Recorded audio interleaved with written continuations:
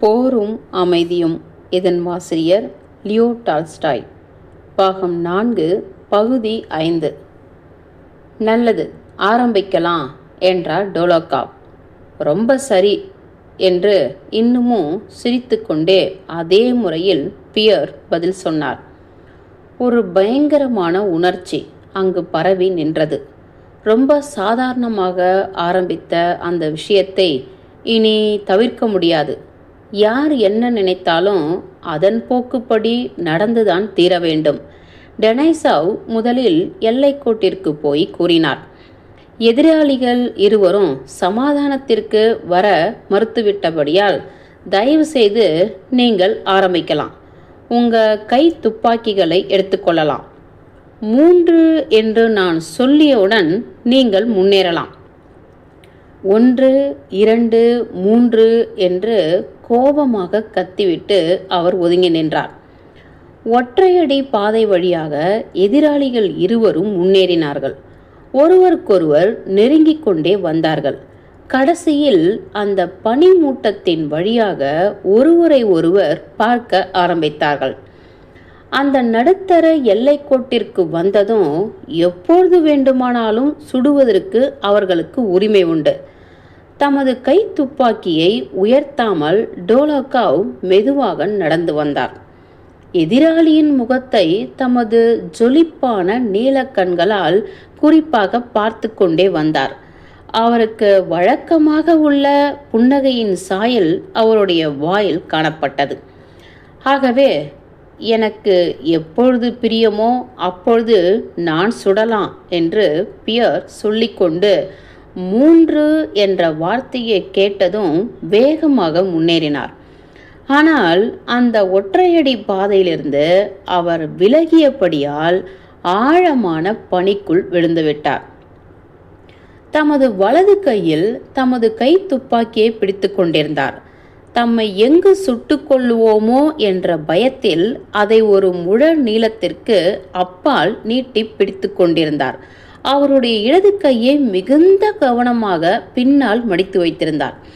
ஏனென்றால் அதை கொண்டு அவரது வலது கையை தாங்கிக் கொள்ள வேண்டும் என்பது அவருடைய ஆசை.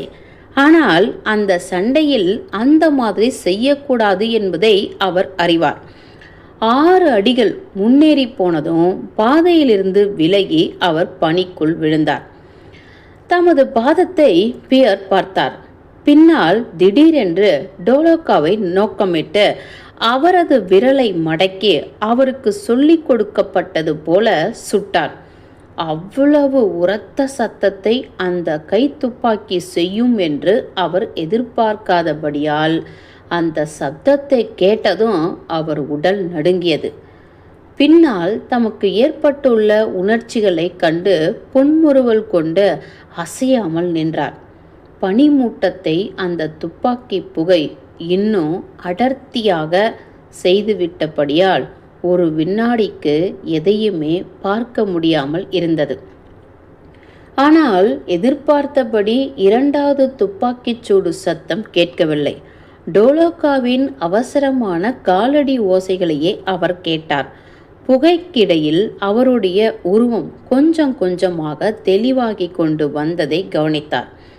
டோலோகாவ் தமது ஒரு கையால் இடது பக்கத்தை அமுக்கிக் கொண்டிருந்தார். மற்றொரு கையால் கீழே தொங்கிக் கொண்டிருந்த கை துப்பாக்கியை பற்றி கொண்டிருந்தார். அவருடைய முகம் வெளிரி போயிருந்தது. ராஸ்டோவ் அவரிடம் ஓடி எதையோ சொன்னார். இல்லை இல்லை, அது இன்னும் முடியவில்லை என்று டோலோகாவ் தமது பற்களின் வழியாக முணங்கினார். தம்முடைய பட்டாக்கத்தி குத்தி வைக்கப்பட்டிருந்த இடம் வரையில் தடுமாறிக்கொண்டு காலடி எடுத்து வைத்து அவர் போனார். அந்த இடத்தில் அந்த கத்திக்கு பக்கத்தில் பனி மீது அவர் விழுந்துவிட்டார். அவரது இடது கை இரத்தமாக இருந்தது. அதை தமது கோட்டில் துடைத்துவிட்டு அந்த கையால் தமது இடுப்பை பிடித்து கொண்டிருந்தார். அவருடைய சுழித்த முகம் வெளுப்பாகவும் பதறிக்கொண்டும் இருந்தது. தயவு என்று டோலோகாவ் ஆரம்பித்தார். ஆனால் முதலில் அந்த வார்த்தை முழுவதையும் சொல்ல முடியவில்லை. கொஞ்சம் முயற்சியோடு தயவு செய்து என்ற வார்த்தையை அவர் கூறினார்.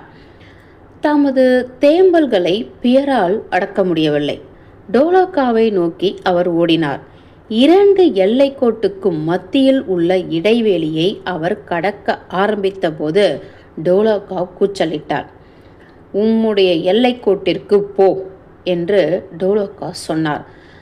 அதனுடைய அர்த்தம் என்னது என்பதை புரிந்து கொண்டார் பியர். தமது பக்கத்தில் உள்ள பட்டாக்கத்தியின் பக்கத்தில் நின்றார். அவர்கள் இருவரையும் 10 அடிகள் தான் பிரித்து வைத்திருந்தன.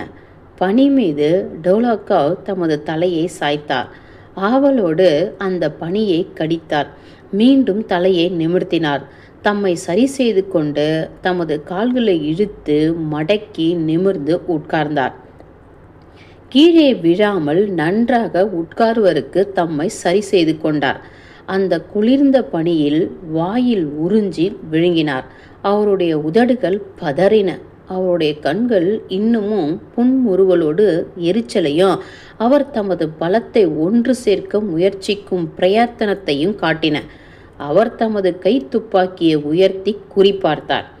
பக்கவாட்டாக நில்லும், உமது கை துப்பாக்கியால் உம்மை பார்த்து கொள்ளும் என்று நெஸ்வேஸ்கி கத்தினார்.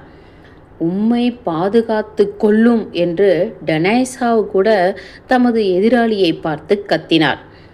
ஒரு அமைதியான இரக்கமும் பரிதாபமும் கொண்ட புன்னகையோடு பியர் தமது கால்களையும் கைகளையும் பரப்பி தமது அகலமான மார்பை முன்னால் காட்டி நேராக டோலோக்காவை சோகத்தோடு பார்த்து கொண்டிருந்தார். டெனைசாவும் ராஸ்டோவும் நெஸ்வேஸ்கியும் தங்கள் கண்களை மூடிக்கொண்டார்கள்.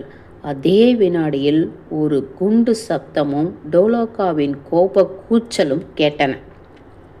குறி தவறிவிட்டது என்று டோலோக்கா கூச்சலிட்டு ஒன்றும் செய்ய முடியாதவராக முகம் குப்புற கீழே சாய்ந்தார். பியர் தமது நெற்றி பொட்டுகளை அமுக்கி பிடித்து கொண்டு அங்கிருந்து திரும்பி காட்டுக்குள்ளாக முழங்கால் அளவு பனியில் தொடர்ச்சியில்லாத வார்த்தைகளை முழங்கிக் கொண்டு போனார். முட்டாள்தனம், முட்டாள்தனம், மரணம் என்று அவர் முகத்தை சுழித்து கொண்டு திரும்ப திரும்ப சொல்லிக் கொண்டிருந்தார். அவரை நெஸ்வேஸ்கி நிறுத்தி வீட்டிற்கு அழைத்து போனார். காயமடைந்த டோலோக்காவை ராஸ்டோவும் டெனைசாவும் அழைத்து போனார்கள். டோலோக்காவை அந்த பனிவண்டியின் கீழே மூடிய கண்களோடு மௌனமாக படுத்திருந்தார். அவரிடம் கேட்ட கேள்விகளில் ஒன்று கூட பதில் சொல்லவில்லை.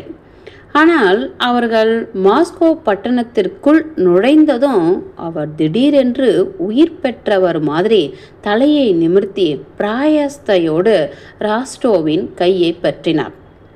டோலோக்காவின் முகத்தில் திடீரென்று தோன்றிய அன்பு கனிந்த பரவசமான தோற்றத்தை ராஸ்டோ கண்டு பிரமித்து போனார். நல்லது, இப்போ எப்படி இருக்கிறது என்று கேட்டார். மோசம், ஆனால் அதை பற்றி ஒன்றும் இல்லை நண்பா. நாம் இப்பொழுது எங்கே இருக்கிறோம்? மாஸ்கோ பட்டணத்தில் என்பது எனக்கு தெரியும். என்னை பற்றி ஒன்றும் கவலை இல்லை.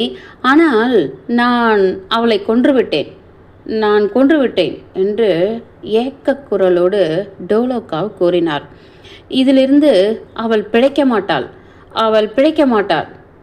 யாரு என்று ராஸ்டோ கேட்டார். என்னுடைய தாயார், என்னுடைய தேவதை, நான் போற்றும் தேவ மாதா என்று டோலோக்கா கூறி ராஸ்டோவின் கையை அழுத்தி கண்ணீர் விட்டார். அவர் சிறிது அமைதியானதும் ராஸ்டோவுக்கு விளக்கி சொன்னார். தாம் தமது தாயாருடன் வசிப்பதாகவும் தாம் சாவதை அவள் கண்டால் அவர் உயிர் தரிக்க மாட்டாள் என்றும் கூறினார். முன்னதாக போய் அவளை தயார் செய்யும்படி ராஸ்டோவிடம் அவர் கெஞ்சினார். அவரிடம் கேட்டுக்கொண்டபடியே ராஸ்டோ முன்னதாக சென்றார். அந்த சண்டைக்காரரான டோலோக்காவ், அந்த போக்கிரியான டோலோக்காவ் மாஸ்கோவில் தமது வயோதிக தாயாரோடும் கூனியான சகோதரியோடும் வசித்து வந்ததையும் அவளின் குழந்தைகளில் டோலோக்காவ் தான் மிகுந்த செல்லமான குழந்தை என்பதையும் அவர் அறிந்தபோது அவர் மிகுந்த ஆச்சரியமடைந்தார். பகுதி 5 முடிந்தது. போர்